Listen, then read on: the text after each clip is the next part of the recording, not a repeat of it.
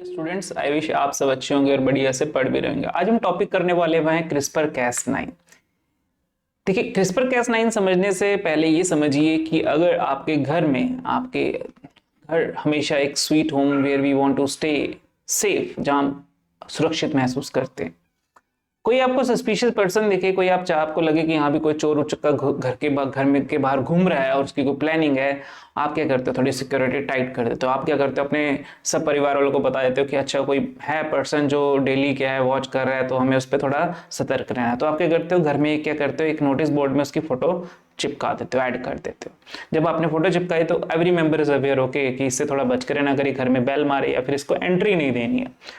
तो इसी तरह का एक सिस्टम है, उसको बोलते हैं क्रिस्पर कैस। उसमें क्या होता है कि bacteria as a notice board की फॉर्म में क्या करता है, अपना को डिफेंस के लिए वो क्या करेगा, जो वायरल है, कुछ वायरस क्या करते हैं, देखिए वायरस क्या करते हैं, अपना डीएनए को इंसर्ट करेंगे बैक्टीरिया में और वहां पे करेंगे उस बैक्टीरिया की मशीन को हाईजैक करेंगे, सिंथेसाइज इट्स ओन कंपोनेंट, जैसे कि capsid, core protein, tail fibre. Okay, अब क्या हुआ कि अब बैक्टीरिया ने क्या किया, समहाउ इट डिफेंड, बैक्टीरिया ने क्या किया, डिफेंड किया और क्या किया, उस डीएनए का यानी वायरल डीएनए का जो इन्वेड हुआ था छोटा सा पार्ट काटा और अपने जीन लोकाई पे एक पर्टिकुलर जगह पे रख दिया कि नेक्स्ट टाइम जब आएगा ऐसा मेमोरी काम करेगा।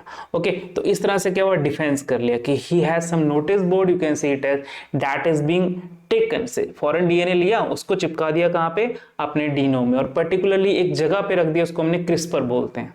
ओके, चलिए अब देखते हैं।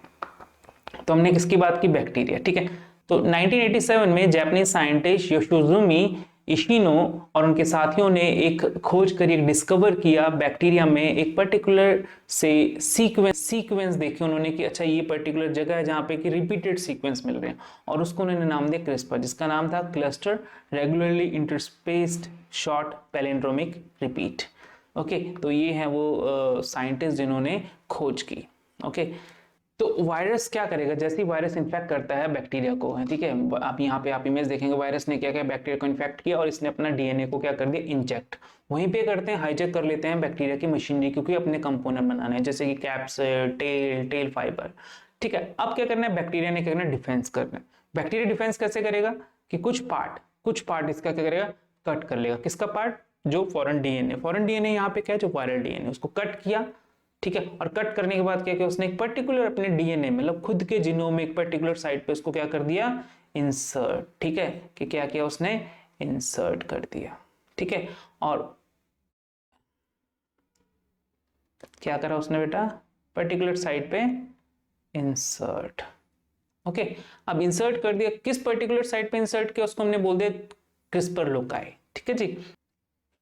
इन्वेट कर दिया मतलब उसको ऐड कर दिया, कहां पे, अपने जीनोम में, उसको हमने बोल दिया क्रिस्पर। अब देखिए क्लस्टर है, ये किसका क्लस्टर है, ये आप देखेंगे S mean spacer, R repeat, spacer repeat, spacer repeat, spacer repeat, spacer repeat, spacer repeat. तो एक किस चीज का है, एक क्लस्टर बन गया ना, क्लस्टर मतलब एक काफी सारा बंच।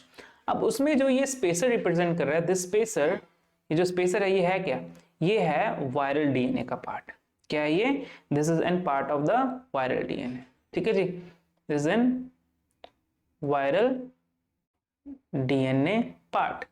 ओके, अभी वायरल डीएनए पार्ट है और ये आर क्या है, what is this R, R actually a repeated palindromic sequence, क्या बोलते हैं इसको, रिपीटेड पैलिंड्रोमिक सीक्वेंस। ओके, अब देखिए यहाँ पे cluster regularly interspaced short palindromic repeat, वो short palindromic repeat are represent कर रहे हैं, और ये इंटरस्पेस्ड है, इंटरस्पेस मतलब बीच में जो ये इंटरस्पेस्ड है, that is sequence is being derived from the viral DNA और वायरल जीनोम। ओके जी, देखिए बैक्टीरिया क्या करता है, 3 स्टेजेस फॉलो करेगा इसके लिए, पहली अडेप्टेशन, दूसरा होगा मैच्योरेशन, एक्सप्रेशन और मैच्योरेशन, तीसरा होता है इंटरफेरेंस।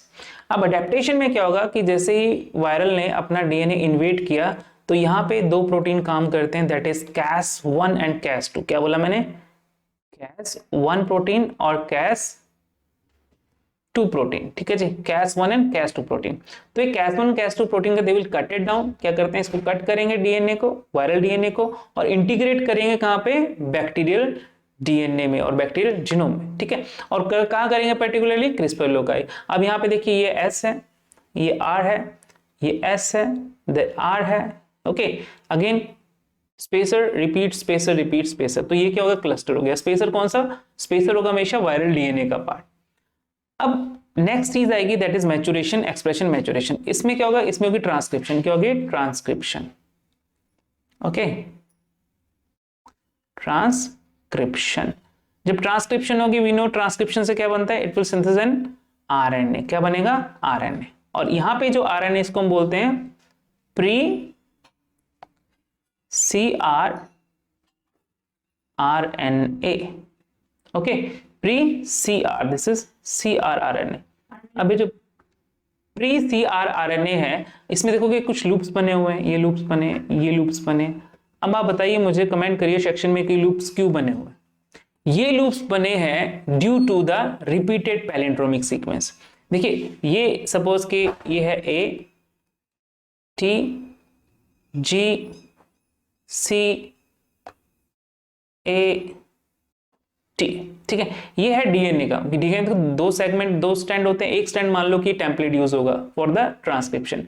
अब ये हो गया ऊपर वाला स्टैंड मान लो, ठीक है जी। अब इसकी जब ट्रांसक्रिप्शन होगी, जो ऊपर वाला स्टैंड है जिसको रिप्रेजेंट किया हुआ सीक्वेंस से ट्रांसक्रिप्शन होगी तो क्या बनेगा, आरएनए बनेगा। आरएनए का बनेगा तो क्या होगा, U A C ji U A, ठीक है। अब देखो क्या हुआ, ये सीक्वेंस देखो अगर ध्यान से, को यू ए, सो इसको थोड़ा मैं और डिटेल में कर देता हूं कि यू है ए के साथ कॉम्प्लीमेंट कर जाएगा, ए है यू के साथ कॉम्प्लीमेंट कर जाएगा, सी है जी के साथ कॉम्प्लीमेंट कर जाएगा, ठीक है। तो ये क्या होगा, कुछ इस तरह का एक लूप स्ट्रक्चर बन गया। ओके, तो यही यहां पर है कि due to the repeated palindromic sequence it will form and loop like structure, कुछ इस तरह का स्ट्रक्चर बना देता है। और ये जो है ये एस रिप्रेजेंट करेगा, फिर एक लूप आ गया, फिर एस आ जाएगा, फिर लूप आ जाएगा, फिर एस आ जाएगा। जो एस पार्ट होगा वायरल डीएनए से ट्रांसक्राइब पार्ट होगा। अब नेक्स्ट टाइम आती है इसकी प्रोसेसिंग। देखिए अब ये जो आरएनए बना यहाँ पे, इसको थोड़ा रेस कर लेते हैं। ये हमारे पास बना प्री, क्या बना हमारे पास, प्री, मेच्योर नहीं बना, ये बना प्री। अब प्री से मेच्योर कैसे करेंगे, यहाँ पे एक एंजाइम होता है तो इसको बोलते हैं आरएनएज 3। क्या बोलते हैं बेटा, आरएनएज 3। ये आरएनएज 3 क्या करेगा, इसको कट करेगा, कट, सॉरी यहां से नहीं कट किया, it will B कटेड down like this, cut करेगा, कट किया, ओके, कट किया, एक कट यहां पे करेगा, और ठीक है जी। तो ओके, तो after processing with RNase 3 it will form an CR RNA. क्या बना, सीआर आरएनए, ये बन गया सीआर आरएनए। अभी जो bacterial DNA it also code an RNA that we call tracer RNA. क्या बोलते हैं, ट्रेसर आरएनए की। Suppose it will code some sequence, there are some sequence which will go for the tracer RNA. तो यहां पे आप देख रहे हैं that we call tracer RNA. क्या बोला बेटा मैंने, ट्रेसर आरएनए। तो ट्रेसर आरएनए, ओके, और यहां पे आ गया हमारे पास दैट इज मेच्योर सीआरआरएनए। अब ये जो मेच्योर सीआरएनए ट्रेसर आरएनए है, इनको चाहिए एक प्रोटीन। अब प्रोटीन कोड करके रखा है another sequence, we called it Cas sequence, ठीक है। कैस सीक्वेंस क्या करेगा, पहले ट्रांसक्रिप्शन करेगा, ट्रांसक्रिप्शन से बनेगा RNA, then it will lead to translation. क्या होगा, ट्रांसलेशन। ट्रांसलेशन के बाद बनेगा एक protein that we called Cas protein. क्या बोलते हैं उसको, कैस प्रोटीन। ओके, तो कैस प्रोटीन ये आप देखेंगे, ये है कैस प्रोटीन, ये है ट्रेसर आरएनए, ओके, और ये हमारे पास है दिस वन इज सीआरआरएनए। तो तीन चीजों को कॉम्प्लेक्स बना, first crRNA, tracer RNA, and then third is Cas protein. Okay, अब ये क्या करते हैं, दे हैव टारगेट। टारगेट कौन सा होगा, डीएनए। किसका डीएनए, वायरल का डीएनए। अब क्या होगा कि नेक्स्ट टाइम सपोज वायरस ने अटैक किया, सेकंड टाइम वायरस अटैक, पहली बारी वायरस ने अटैक किया तो क्या उसने रिटेन कर लिया वायरल का डीएनए अपने लोकाई में, ठीक है, और अपने डिफेंस सिस्टम बना लिया। सेकेंड टाइम वायरस ने अटैक किया तो क्या हुआ कि एक सिस्टम, डिफेंस सिस्टम रेडी था, उस डिफेंस सिस्टम को हम बोल देते हैं CRRNA, ट्रेसर RNA और Cas9। अब ये जो Cas9 है, इसकी प्रॉपर्टी होती है डिग्रेडेशन की, ओके, न्यूक्लियस एक्टिविटी, टारगेट होता है DNA। लेकिन कैसे रिकॉग्नाइज करें, तो रिकॉग्निशन होगी through the complementary sequence. Complementary sequence जैसे हमने यहाँ पे डिसाइड किया था ना, हमने भी यहाँ पे डिस्कस किया था कि क्या हुआ कि ये जो सीक्वेंस है, जैसे ये टेम्पलेट DNA था, ये DNA था हमारे पास, दिस इज द DNA, और ये क्या बना था, दैट इज CRRNA। तो ये जो कॉम्प्लीमेंट्री सीक्वेंस किसके कॉम्प्लीमेंट्री है, वायरल DNA, ओके। और वो वायरल DNA जब नेक्स्ट टाइम एंट्री करेगा, इन्वेड करेगा DNA, तो वो कॉम्प्लीमेंट्री सीक्वेंस क्या करेंगे, इसके साथ अटैच कर जाएंगे, ओके। अब दूसरी चीज देखिए, एक चीज और होती है कि रिकॉग्निशन कैसे करनी, कि you can say how it will be say differentiate कि वायरल का DNA अपना DNA।